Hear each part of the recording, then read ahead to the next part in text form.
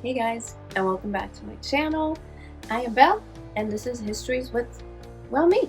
So today we are back to talking about tattoos. And last time we talked about the Tyrolean Iceman Ötzi that was found in 1991 in the Austrian/Italian Alps. So Ötzi, he was naturally mummified due to weather conditions, and he had 61 tattoos split into 19 groups all over his body. The way that the tattoos were placed would indicate that they had possibly a magical or medical purpose. So they were put in places on his body where you partially have been able to discover that he had some type of ailment, but also where it would be quite normal to have some type of pain. So besides Ötzi, the perhaps most famous mummy is Amunet, and she was found in Egypt, and of course also had tattoos. So from Egypt we actually have quite a bit of evidence of tattooing. For example, there is both artifact evidence and human remains, such as mummies, of course. The earliest of these is probably from the Middle Kingdom. So the Middle Kingdom is from about 240 to 1782 BCE, if I'm not entirely wrong. So from there we have also little figurines, like female little figurines that were decorated with geometrical patterns on different parts of their bodies. So geometrical patterns like lines and dots, for example, and you could find them on their arms, on their abdomen, and such places. So the patterns on these figurines are very, very similar to the tattoos that have been found on female mummies that date back to pretty much the same period. There might be earlier indications of tattooing as well, and I think as early as from the pre-dynastic period, where you also have a few of these figurines that are decorated with geometrical patterns. But let's get on to the lady of the day, Amunet. Now Amunet, she was found in the early 1890s just south of the temple at Deir el-Bahari. Now with her burial there was also inscriptions, what seems to have been her titles in life, and on there it says that she was a priestess of Hathor and the king's favorite ornament. Now that is a strange statement, possibly, or a very interesting one. It seems we got a visitor. Can you like that? Please lie down. Her mummified remains were found really well preserved. She was wearing a pearl necklace, a traditional pearl necklace around her neck, a so-called Menat collar. She was wearing rings on her fingers and bracelets on her arms. Now besides all that jewelry, of course she was also sporting some very nice geometrical tattoos consisting of dots and lines. So these tattoos, they decorated, for example, her shoulders, her arms, her breasts, and her stomach or her abdomen. The dog just found a very tight fly.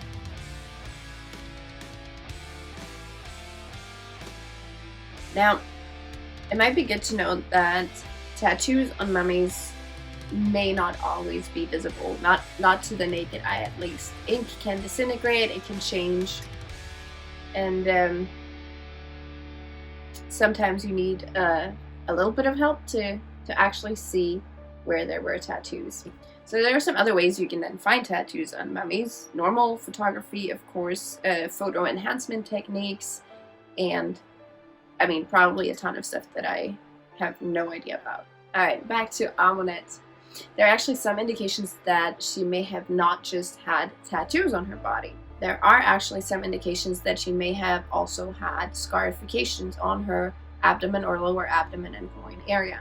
Now, you can imagine there has probably been a lot of discussion and theorizing about the tattooed mummies, the tattooed females that were found. It is predominantly females, and mostly probably because of where their tattoos were placed. And these discussions are for two specific reasons. So the first one may be that she is actually a tattooed female, and the second reason may be what her actual origins were when she was alive. Now I'm only going to address the first reason in this video because the second one is a can of worms that I am not ready to open right now, and obviously because we're gonna run out of time now. She was tattooed, she was a woman, and the placement of her tattoos make you think that they would only have been visible if she actually wore quite little clothes. I mean, maybe that's not weird if she was a Hathoric dancer, as she was obviously a priestess of Hathor, but then that is if these tattoos were actually supposed to be visible to other people, which obviously we can't necessarily know. Now, due to, let's say, the placement of her tattoos, the time she was found and what our society looked like back then, it is not really strange that a tattooed woman may have gotten bad reputation, I suppose, and have been judged. I mean, look at Victorian England and the freedoms women didn't have, for example. So I think it is really interesting and important to bring this up again and to talk about it again, because we now live in a different time. We have very different techniques and also possibly quite a different mindset, at least in a lot of places in this world. Now let's take a look at where her tattoos were placed again.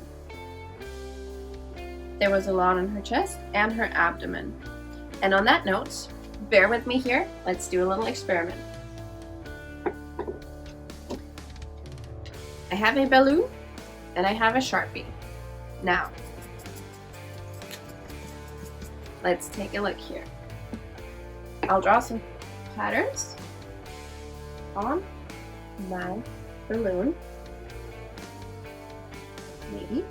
Okay, this is difficult. Oh, and so beautiful. Ah, yes. Bear with me. We are gonna get there. Yeah, sorry for my whiny dog.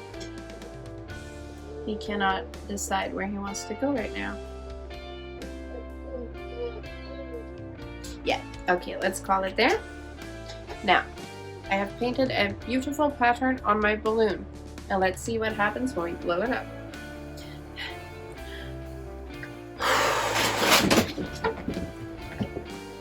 Hi. So that was what happened.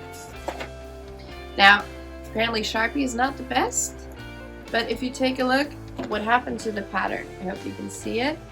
Alright, now as you can see, all the patterns got kind of way bigger than they were when I drew them, right?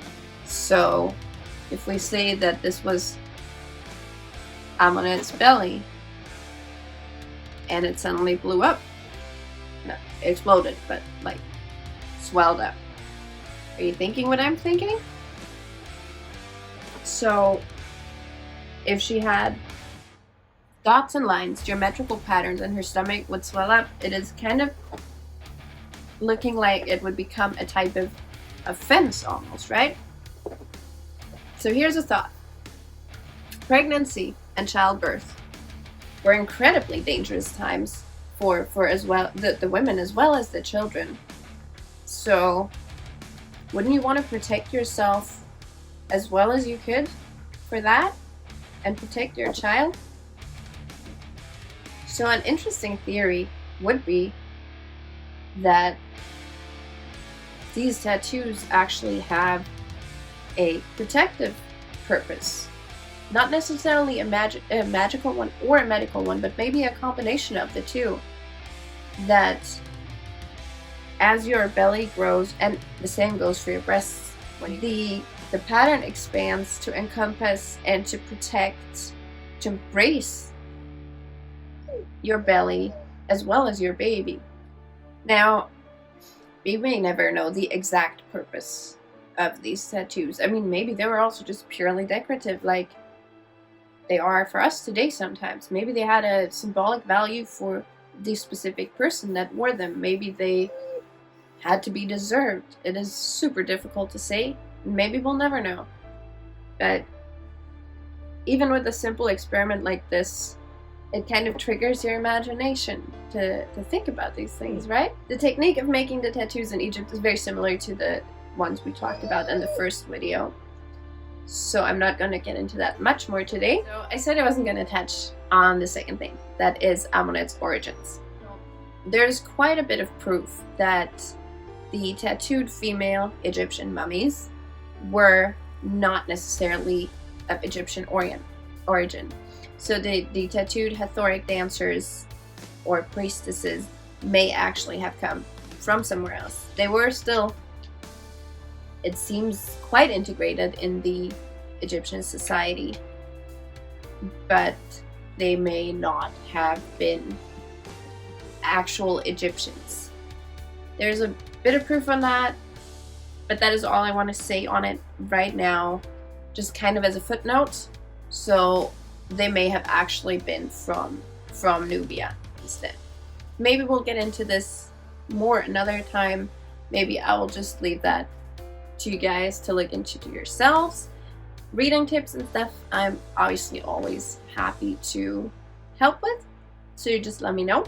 I don't have a book recommendation for you guys today, unfortunately, because I couldn't find the book I wanted to show you. On the other hand, I do want to recommend you guys a site. It's called academia.eu, I think. And it is a place where you can sign up, you can download scientific articles, you can read up on a lot of subjects. You can get a subscription, it costs a little bit of money, but there's also really a lot of free access. There is a ton of information on ancient tattooing, but also on like any other subject that you might be interested in. So I will put a link in the description box, and definitely check it out if you are interested in reading articles and stuff that are a little bit more scientific. Other than that, I just want to say thank you guys so much for watching and for supporting me, and I hope you enjoyed today's video. Yeah, that's pretty much what I want to say. Right, like and subscribe and all that stuff. Please follow me if you are interested in seeing all my silly videos. I really enjoy making them, and take care of yourselves until next time. I hope you get a good start in 2021. Alright, bye guys.